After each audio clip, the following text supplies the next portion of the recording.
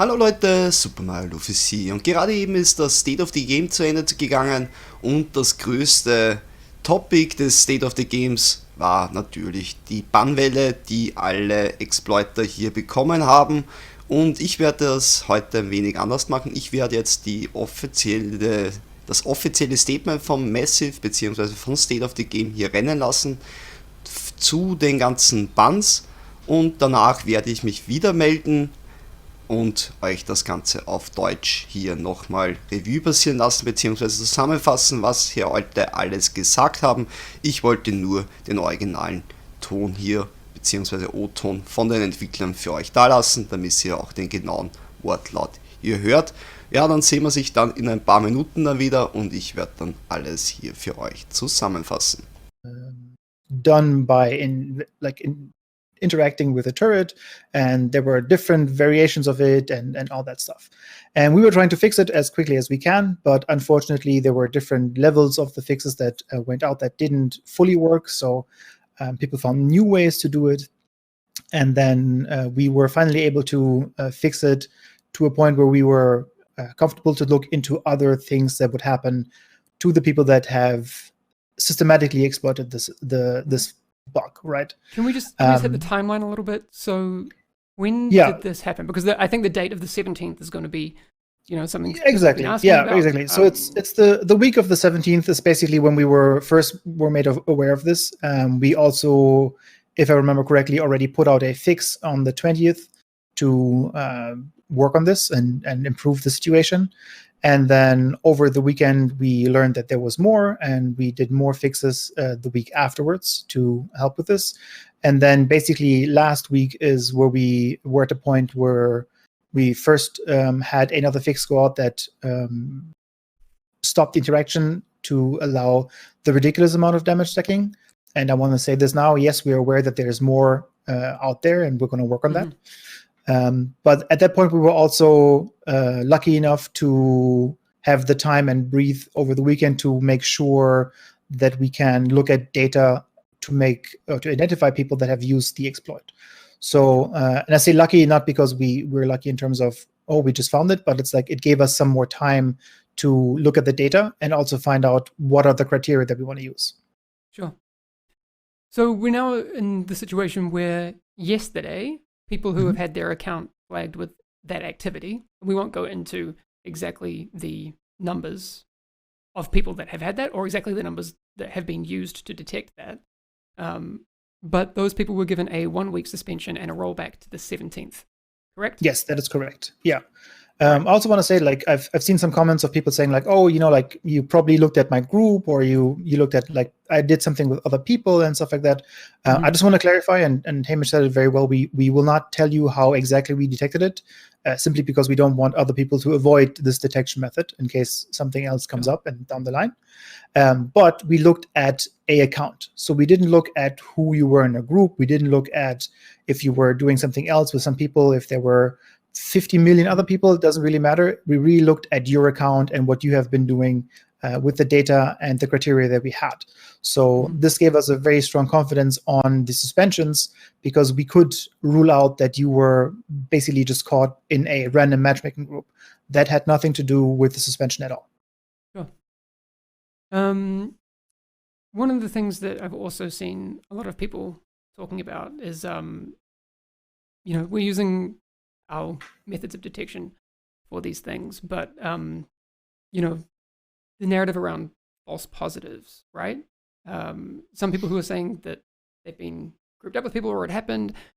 I've been talking to some people who have been part of the team that have put this suspension wave together, and also it's better to call what it is because there have been no bans. Let's make sure that we call it what it is. No one has been banned. So everyone who's had action taken against their account will be able to play the game again next week. But when we do get reports, and you should report if you feel like actions have been taken against your account unfairly, do let us know. That's the same with everything. Every time there's bugs or things that you don't think are going right, we do want to know about it. But those have been independently looked at where we can on those cases.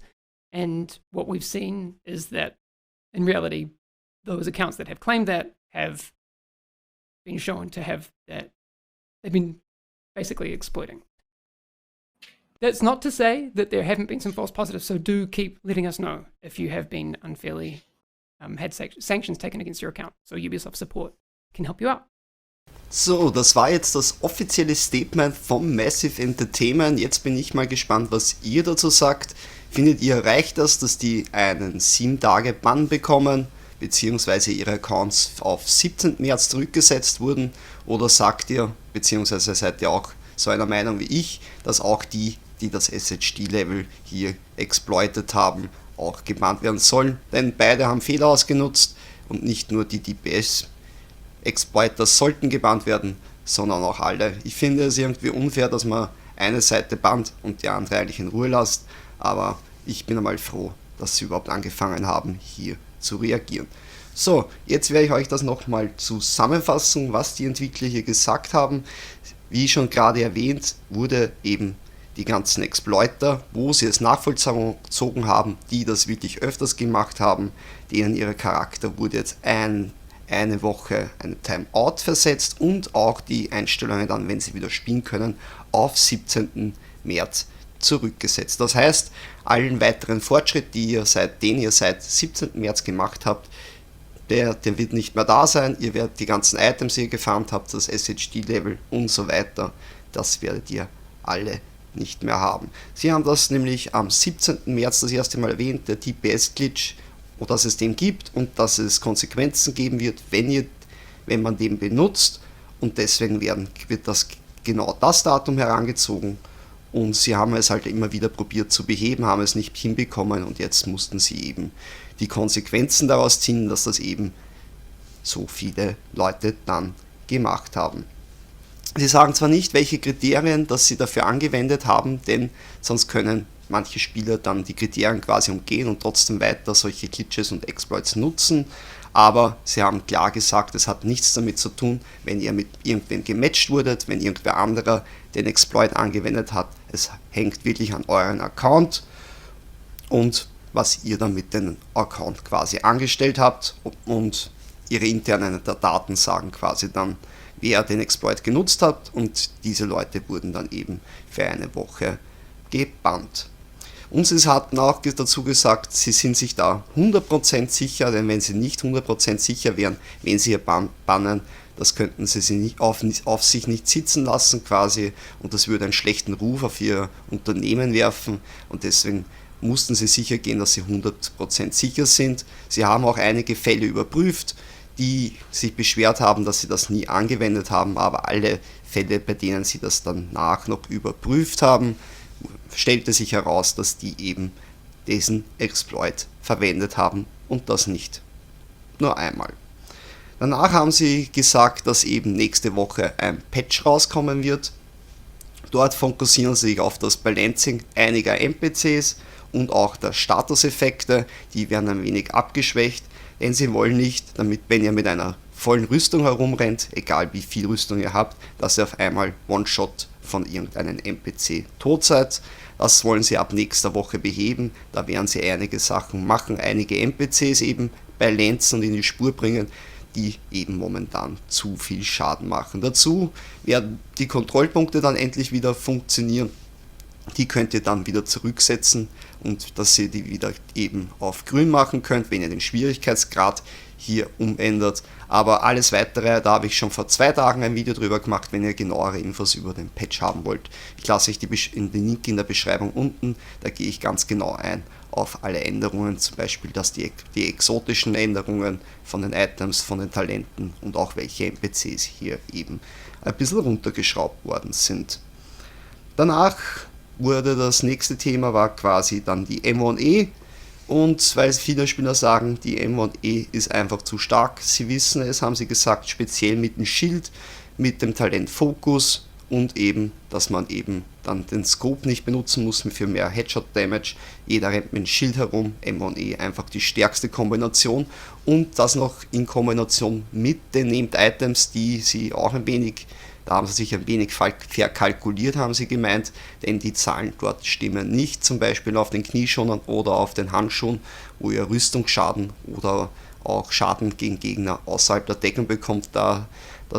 Wollten sie so nicht, das werden sie ein bisschen runterschrauben, aber nicht schon nächste Woche, sondern erst Ende April, da wollen sie nochmal ein Update bringen und bis dorthin werden sie sich dann anschauen, wie sie das Ganze eben machen mit der M1E. Sie wollen sie nämlich nicht in den Boden nerven, dass sie keiner mehr benutzen kann, aber sie wissen auch, dass das momentan eben viel zu stark ist, die Kombination mit dem Schild und M1E, die stärkste Waffe, mit noch einem Schild davor, plus noch einen zu starken Named Items, das das Ganze nochmal verstärkt, ist einfach zu stark. Sie wissen schon, es sollte einen Best-in-Slot geben, aber was bringt es, wenn das jeder spielt, den Overlord Knieschoner und eben die Petrov Handschuhe, wenn man zum Beispiel ein Sturmgewehr spielt, weil das einfach zu stark ist, was wie alles andere und eigentlich nicht zu eurem Set passt, das wollen sie sich eben anschauen. Sturmgewehre werden sie sich auch anschauen, da wird zum Beispiel die Lebensenergie hier stärker gemacht, wie haben sie jetzt nicht genau erwähnt, denn ihr wisst, als Hauptattribut hat das Sturmgewehr immer Sturmgewehrschaden und Lebensenergieschaden, bei allen anderen Waffen kann das verschieden eben sein, da habt ihr nicht immer nur zum Beispiel Lebensenergieschaden und genau deswegen sind für sie eben die Sturmgewehre zu schwach und das wollen sie angehen, denn sie wollen unbedingt eine Bilddiversität haben, also eine Bildvielfalt und sie sagen zwar, die ist zwar gerade gegeben, aber es gibt eine Nische von Kombinationen, die einfach eben in der Kombination viel zu stark ist und da wollen sie eben dran schrauben. Aber es werden nicht nur die Sachen runtergeschraubt, es werden auch einige Sachen eben stärker gemacht, wie ich schon gerade erwähnt habe, Talente und exotische Items nächste Woche und das werden sie auch fortfahren, eben mit dem April-Patch, da werden sie auch einige Named Items stärker machen und einige Sachen auch überarbeiten, sowie die ganzen Gear-Sets, die ihr nur aus dem Raid bekommt, das Dilemma-Set, das Asse- und Achten-Set und auch das Spitze des Speere-Sets, da bekommt ihr nur den Rucksack und die Weste könnt ihr nur im Raid bekommen, beziehungsweise auch die Teile zum Craften und das wird dann auch in die Open World kommen, das werdet ihr dann auch überall bekommen können, denn diese Gear-Sets werden momentan wenig gespielt und der Grund dafür ist eben, weil man die nur aus dem Raid bekommen kann. Und nochmal ein Hinweis für alle Spieler, die gebannt worden sind, weil gerade die Fahndung abläuft und die Entwickler haben dann gleich beschwichtigt, auch alle, die momentan jetzt bis nächste Woche gebannt sind, die können auch die Fahndung dann abschließen. Man kann die Fahndung so lange machen, bis eben das große Ziel dann in der Mitte, also das erreicht ist und dann praktisch die komplette Fahndung abgeschlossen ist. Erst dann könnt ihr dann die ganzen Aufgaben nicht mehr machen, also ihr habt dann noch genug Zeit, auch nach den einwöchigen Auszeit von Division wieder die Fahndung zu beenden und auch die Fertigkeit dann freizuschalten. Jetzt bin ich gespannt, was ihr darüber denkt. Findet ihr die Strafen zu hart für die ganzen Exploiter oder seid ihr so wie ich und sagt, hey, wieso nur die einen bannen und die anderen nicht? Wieso nicht alle bannen? Ich weiß, ein erster Schritt ist es, auf jeden Fall eure Meinung ist hier gefragt und auch von den Balancing-Änderungen. Was haltet ihr von dem Vorhaben von Massive, die NPCs bzw. die Statuseffekte runterzuschrauben und auch eben an den Waffen und Gear Balancing? Was gehört für euch noch stärker gemacht? Was geht für euch gar nicht? Lasst mich wissen und ich bin gespannt, was ihr für zu stark und für zu schwach empfindet. Wie gesagt, ich lasse euch die Patch Notes bzw. das Video zu den nächstwöchigen Patch in den Kommentaren unten bzw. in der Beschreibung. Über ein Like und ein Follow würde ich mich freuen und natürlich das Video sharen, dass jeder weiß, warum er gebannt wurde oder auch nicht. Dann wünsche ich euch noch einen schönen Tag, haut rein, ciao ciao.